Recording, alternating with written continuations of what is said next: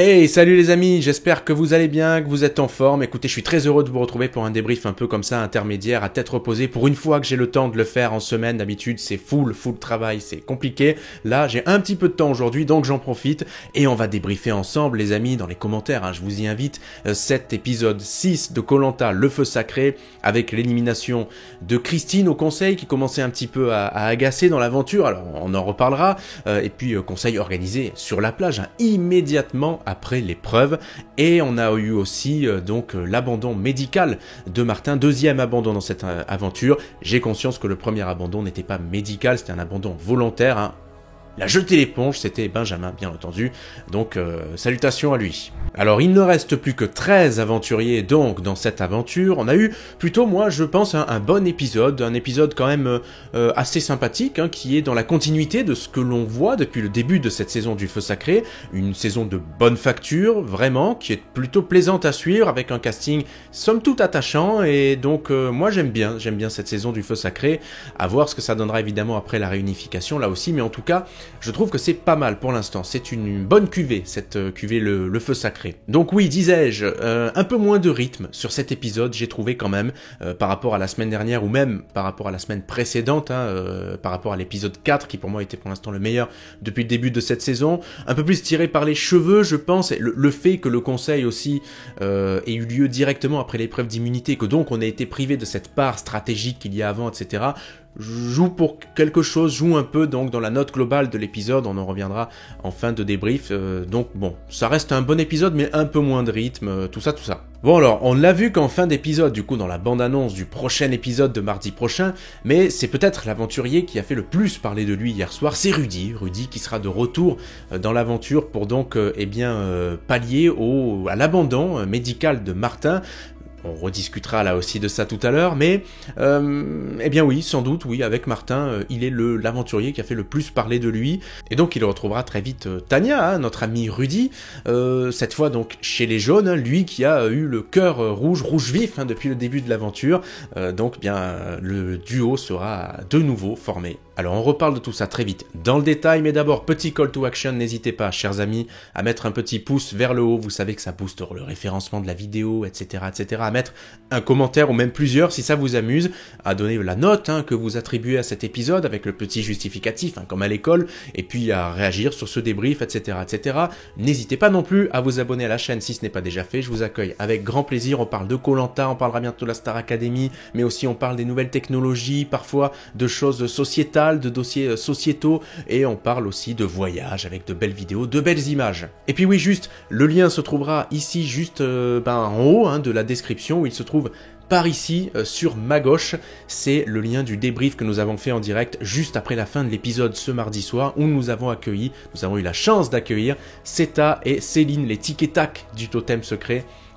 Comme j'aime bien les surnommer, elles sont toutes les deux ultra adorables. J'avais eu la chance de les rencontrer toutes les deux le lundi au mois de janvier sur le week-end des copains à Bordeaux. Le lien est aussi en description de ce week-end fantastique à Bordeaux, et elles étaient vraiment deux petits bouts de femmes, je les adore en tout cas, et elles ont été super, plein d'humour, elles se sont bien chamaillées, taquinées, c'était vraiment sympa. N'hésitez pas à aller voir ça juste après le débrief. Bon, on attaque ce débrief tout de suite avec l'épreuve de confort et la victoire des Paniman, 7e victoire des Paniman, donc, et une récompense incroyable. Il y avait de tout, il y avait de l'hôtel, il y avait un bon matelas, un très bon matelas, il y avait du massage, il y avait de la douche, brossage de dents, repas, etc. La totale donc pour un confort que l'on a l'habitude de voir généralement après la réunification. En général, je précise, parce que là c'était vraiment le confort presque 5 étoiles qui a fait beaucoup de bien donc à cette équipe des jaunes, notamment dans la tête bien sûr. Et puis donc sur ce confort, la blessure de Martin. Alors on en a discuté dans le débrief qu'on a fait juste après l'épisode, donc et Seta et Céline, donc ex-aventurière, nous ont rappelé que oui, Martin s'était déjà un petit peu blessé précédemment, et que sans doute cette blessure est venue un petit peu comme une sorte de coup de grâce, entre guillemets, pour définitivement faire sortir Martin de l'aventure. Oui, alors ce qu'on peut noter, c'est qu'on lui a laissé une chance de pouvoir vivre ce confort. Évidemment, s'il avait la cheville complètement brisée, il n'aurait pas été envoyé là-bas, mais ça ne devait pas être suffisamment grave pour qu'il puisse louper le confort. Et c'est vrai que c'est bien qu'il ait pu vivre ça aussi avec ses compagnons d'aventure, d'autant plus que ça a l'air de l'avoir beaucoup touché. Donc, on pourra rebondir là-dessus en parlant du départ tardif pour faire venir Rudy, point d'interrogation. Moi, je ne pense pas. Pourquoi ? Parce que généralement, un départ médical est souvent remplacé. Et il me semble, et corrigez-moi si je dis une bêtise, bien entendu, dans les commentaires, que celui qui fait son retour est souvent immunisé au premier conseil. Alors, je ne dis pas que Rudy sera immunisé au premier conseil, parce que s'il revient, il revient donc après l'épreuve d'immunité, donc il fera les 3 jours complets avec les jaunes, donc il sera sans doute potentiellement présentable au conseil, et il sera en lice, comme tout le monde, pour être sauvé ou éliminé. Mais c'est déjà arrivé, il me semble que sur un retour médical, si ça se fait la veille du conseil ou le jour du conseil, etc., normalement, t'es protégé. Mais corrigez-moi si je dis une bêtise, j'ai vraiment un trou de mémoire là-dessus. Bon, je ferme la parenthèse de l'épreuve de confort en parlant de Frédéric très rapidement, qui s'affirme, je trouve, en leader chez les Rouges, de plus en plus, en tout cas, ça c'est indéniable, et pas forcément un stratège, mais je pense que oui, s'affirme comme un leader potentiel. Attention toutefois, après la réunification, un profil comme Frédéric, ça peut faire peur à d'autres aventuriers. Il y a eu, vous le savez donc, cette épreuve intermédiaire pour la remise en jeu du talisman. Les amis, le talisman sacré est remis en jeu, et c'est Gilles qui l'a remporté. Oui, Gilles qui a remporté, comme dirait Denis, donc cette épreuve un petit peu intermédiaire. 2e succès individuel pour Gilles, qui avait déjà réussi, souvenez-vous, à faire le feu. Donc ce qu'on sait, c'est que déjà dans les épreuves un peu manuelles, logiques, où il faut garder son calme, etc., il est assez redoutable. Un Gilles sur les poteaux pourrait être redoutable, par exemple. Admettons, je ne sais pas. On se souvient en tout cas que ce talisman appartenait juste avant à Frédéric, ex-jaune donc, et que maintenant il est de retour dans les mains de Gilles, qu'il avait déjà eu en sa possession. Petite parenthèse sur Gilles, j'ai noté, vous êtes beaucoup à vraiment l'apprécier. C'est vrai que ça a l'air d'être un gars super, vraiment chaleureux, très sympathique. On le fait peut-être passer pour un naïf, mais je pense qu'il n'est pas naïf, il est sans doute gentil, trop gentil, mais pas au point d'être naïf non plus, je le rangerais plutôt dans la catégorie d'un Teheyura au niveau du caractère, c'est-à-dire pas idiot du tout, mais qui a tendance à accorder sa confiance trop facilement, à être un peu trop gentil. Vous voyez un petit peu où se place la limite ? Bon, avant l'épreuve d'immunité, il y a eu la frayeur pour Clémence, visiblement, donc plus de peur que de mal, elle avait de gros maux de ventre, etc., mais c'est passé, et elle a pu revenir dans l'aventure. Je passe donc ensuite à l'épreuve d'immunité, l'épreuve d'immunité avec victoire des Rouges, cette fois leur 4e victoire, ils recollent, 7-4, donc les Rouges avec cette première victoire d'immunité, depuis celle glanée sur le tout premier épisode, il me semble, ils étaient, j'ai noté, sur 4 revers consécutifs sur l'épreuve d'immunité, ça commençait quand même à faire beaucoup, et là, juste avant l'épreuve, l'abandon de Martin est annoncé, et avec lui, donc, le retour de Rudy. Ça a fait un choc, évidemment. On a vu le petit sourire en coin à peine masqué de Tania au moment où Denis annonce la nouvelle du retour prochain donc de Rudy. Et Quentin, donc, quant à lui, a aussi trouvé un collier d'immunité intéressant pour la suite, collier d'immunité valable, précisons-le, jusqu'à la réunification. Donc, peut-être lui servira-t-il, en tout cas, si jamais il devait être menacé dans un prochain conseil avant la réunification qui va arriver très vite, j'en reparle tout à l'heure, ça grand bien lui fasse, ce collier d'immunité à Quentin. Bon, le conseil, on le disait tout à l'heure, et vous l'avez vu, a eu lieu tout de suite, immédiatement, sur la plage, avec 5 voix contre Christine, 2 contre Tania, Christine qui commençait un petit peu à agacer, qui a été donc éliminée, l'éducatrice Cagné. Alors, je me demandais si on essayait, parce qu'on a commencé à nous montrer son côté un peu agaçant, enfin, le fait qu'elle agaçait un peu certains de ses compagnons d'aventure, et je me disais, là, on est allé poser des questions, parce que vous savez que c'est toujours un peu, évidemment, on essaie de créer, de suivre le storytelling, et je me disais, on essaie un petit peu de nous la faire passer pour quelqu'un qui agace, qui est un petit peu chiante, tout ça, pour nous faire croire qu'elle est potentiellement menacée, mais moi, et pour donc instaurer un semblant de compétition visuelle et puis audiovisuelle,